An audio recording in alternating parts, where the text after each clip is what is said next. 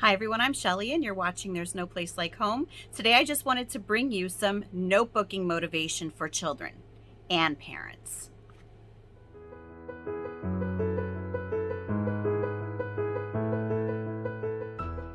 This year, we are starting back to notebooking, and it's something that we decided to take a hiatus from just for about a year or two because we needed something new. And I try to do that every once in a while in our homeschool. Even though certain routines that we are doing seem to work for a while, there comes a point in time where you need to breathe new life in or you just need a change. And so at that point in time, I took out the notebooking, which we had been using a lot. If you're not sure what notebooking is, I have a whole playlist on it. I'm a huge fan of it. And yeah, so we are going back to interest-led notebooking this year, but we're going to be using it a little bit differently. And I plan on making a video about that coming up soon. Since my younger children have never really gotten their feet wet with notebooking because they were very young when we were doing it before, or maybe they just did very basic forms of notebooking, or even with my older children just because they hadn't done it for quite a bit of time and are now rusty, I decided that I was going to put together some motivational tips for my children and also for you parents too, in case you are, a little worried because you're not really sure what notebooking is going to look like, how it's going to work for your children, and if your kids are even going to like it. And I have to say, you have to tailor your homeschool to your family's needs. It's not going to look the same for everyone. No one's notebooks are going to look the same. Not even in the same family will someone's notebooks look the same. So I want you to remember that as you watch this notebooking video, or if you watch any of the other notebooking videos that I link in the description. But here are just some ideas that I shared with my children to kind of get them excited about doing this again, because it's a new homeschool year. Yes, we started in July, but our first and last 6 weeks, we did an unschooling approach because we are outside all the time doing nature study. Now that it's fall and, winter will be coming soon. Well, it's not fall yet, but it will be soon. September is tomorrow as I record this. But anyway, this is when we start implementing a little bit of a more structured routine into our homeschool day. And so I wanted to use interest-led notebooking for that. So the first thing I told my children is to think of the movie, The Spiderwick Chronicles. I know it's a book series, and most of my children have read the series. I specifically said the movie, though, just because they can remember looking at the screen and seeing what the book, Arthur Spiderwick's book, actually looked like. And that is a phenomenal example of what an interest-led notebook can look like. He was very meticulous in what he wrote about. He researched all of the fairies in his backyard, all of the creatures that he found back there. He collected specimens and he put them in his book, and he drew very detailed, beautiful drawings of the things that he saw. He put so much care and so much effort into his, notebook, because it was something that he was intensely interested in. And that's how I want my children to think of their interest-led notebooks. So what I told them was that I wanted them to choose something, a topic that they love to learn about or would love to learn about. And that can be anything at all. And then I explained to them that the reason that I want it to be something that they love to learn about is because I'm hoping for this to be a long-term project. I don't want it to be something that they start notebooking about it and then maybe 2 or 3 days or even weeks down the road, they're like, this is kind of boring. So, and that could still happen, but that's why I gave them a whole day and a whole night to think about it before coming to me and telling me what they were going to do. Just because, again, I want it to be something that they're going to be willing to put the effort into doing. Now, I'm hoping that they will work on these notebooks throughout the year. And if they decide maybe 2 months down the road, 3 months down the road, that they've collected all the information that they need about their topic and they would like to move on to something else, then yes, of course, I will let them do that, because the whole idea is interest-led notebook. I just wanted to try to stay away from them maybe changing topics every few days or every couple weeks, just because, they haven't put enough time into thinking about what they wanted to learn about. So that was the first thing I told them. The second thing is that I really encouraged them that they are the author, illustrator, and publisher of this notebook. And they can think of this notebook maybe as even being a long-term thing. Even if they come to a point in time where they decide that they are done with this notebook, they have collected everything that they want to know about it, they can set it aside and they can move it on to something else. That does not mean, though, that maybe a few months down the road or even a couple years down the road, if all of a sudden they have a renewed interest in this topic, they could definitely go back to researching again and they could start adding to this notebook again. And who knows, what's in this notebook could definitely, someday turn into a book or an article or a presentation or a speech or a video. There are so many different things that you could use an interest-led notebook for, let alone it would also be an awesome keepsake for your child to have for when they're older, to remember what they did in school and really to show them that you as the parent value their work so much that you got them these little plastic sheet protectors to put all of their work in, you had them decorated, you had them make a cover letter. And again, I'm not sharing specifically how to do these notebooks in this video, just because I do have a whole playlist of them. So I highly recommend that you check out my video on interest-led notebooks, because that I will explain better how we do it. I also want to say that if you want to implement a notebook that might not necessarily be an interest-led notebook, maybe they are doing, like a nature study notebook, or they're notebooking through a textbook, or maybe they're notebooking through their silent reading book, you can still definitely use a lot of the tips that I'm going to share with you today. All right, I also told them that I want them to think about their notebook as like a manual or a field guide, or just a compilation of details and information about the subject that they're writing about. I want them to take this seriously. I want them to know that this is something that, again, I mentioned going back to it down the road. Sometime if they are doing something in the future where they might need some of the information that is in that binder, they have all that information in one place where they know that they can go back and they can look up what it was that they had already learned about, and they might be able to use that in a future project as well. So yeah, tell them to think about it as a manual or a field guide, a book of their own, an informational book, not only for them, but possibly for anyone else who would want to know about that topic that is in their life somehow. I also encourage my children to always do their best work, because this is something, again, that you want to keep. You want it to be a keepsake. This is something that you want your children to know is very important. And of course, encouraging them to put in their best effort, like Arthur Spiderwick did, and doing their best work. They are going to have a sense of pride when it comes to their work. The next thing that I told them is to, and this really goes with the last one for doing their best work. I told them to take their time. Don't rush through it. I don't want this to be something that they do just because they have to.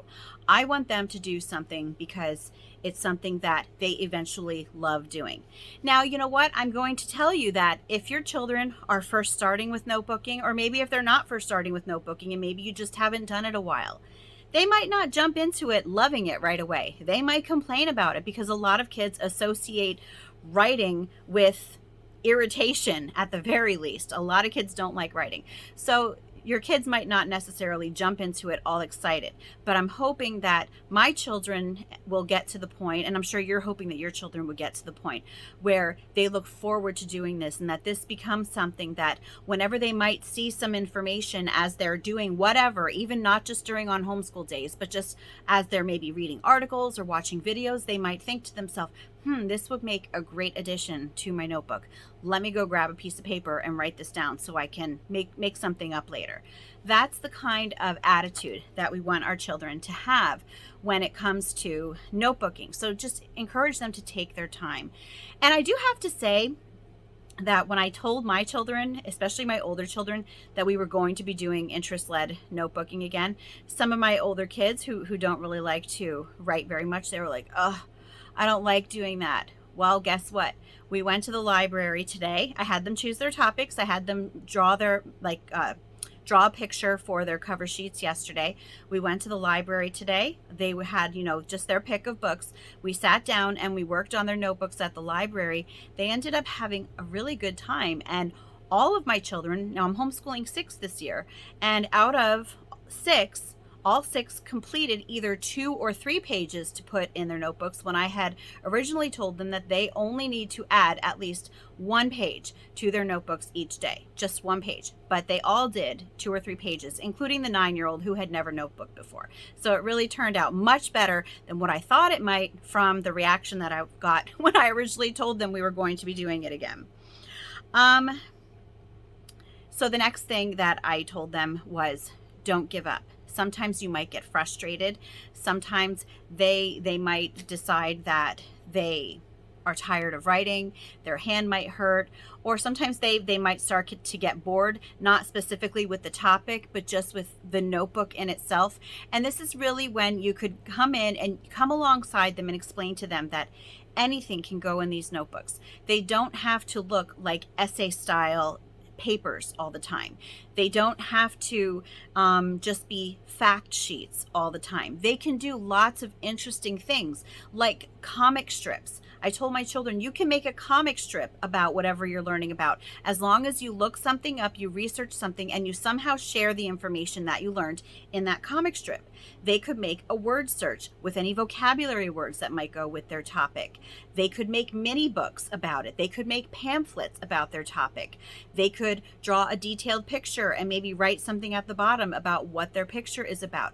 They could write a poem about their topic. And I've already had children in our older interest-led notebooks actually do creative writing that involved the topic and any information that they learned about it. So don't let them think that there's only one way that they can notebook. There are so many different things that they can put into these notebooks. So just, encourage them not to give up. And this is something that my kids kind of rolled their eyes when I said it to them. And I said it just because I knew they would roll their eyes, because I like to do that to my children. I told them, don't forget the bling. What do I mean by that? Well, I encourage them to decorate their pages. Glitter, stickers, drawing neat lines with markers or with paint markers, colored pencils, coloring things in, just really making it their own. Now, not all kids are going to be inclined to do this, but how many other children, especially if they've been in school, have been told by teachers, no, I don't want you to write on your papers. And when it comes to notebooking, I tell my children, and their copywork too, I'm like, yes, write on your papers, have at it, have a blast. And that's something else that your children can do with their notebooks.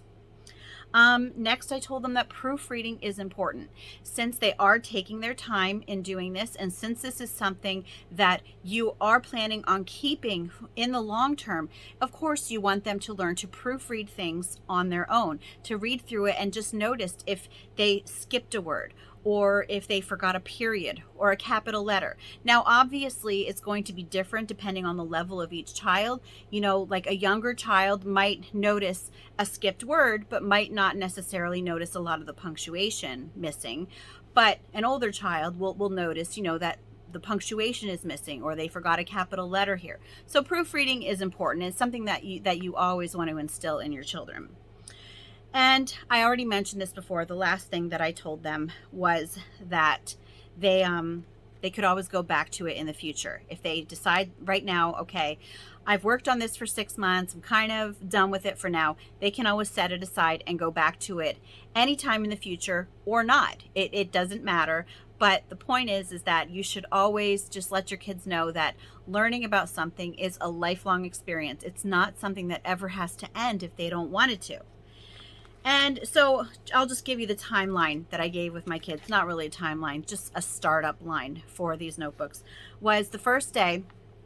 So we actually this was our first week back for our more structured days. So yesterday was when I told them, or wait, no, today is Wednesday. I can't even keep my days straight. So 2 days ago was Monday, and that was when I gave this little talk to them, and I had them pick out their topics. Except I told them to pick their topics, but I told them, don't tell me what it's going to be until Tuesday. I told them that I wanted them to think about it all day, and I wanted them to think about it at night, because they needed to know what it was by Tuesday, because Tuesday was the day that they created the cover for their binder. So that was the day that I found out what everybody was going to be doing. And some of it took a little bit of tweaking. For example, a couple of my kids wanted to do very specific animals. Like my son wanted to do it on koalas. And I said to him, well, koalas are great. And I know koalas are his favorite animal. And I said, koalas are great. I don't know how long you'll be able to do a notebook on just koalas. I said, how about if we start a notebook maybe on animals or even marsupials? And you can start out with the koala, and you can spend as long as you want on the koala. And then if you get tired of the koala, you could always move on to something else. So then that worked for him. So you might have to tweak their topic if they have something that is very, very narrow, or if it is something that there might be hard to find a lot of information on. But don't ever write off anything that they want to learn about. So then today now, so yesterday they created the cover.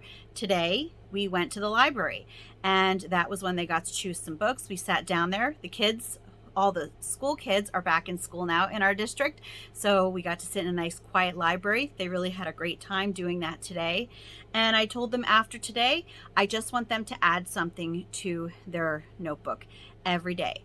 And I even told them, look, if you ever find, an old magazine with a picture of something pertaining to your topic, you can type it out and you can glue it on a piece of cardstock and you can put it in your notebook.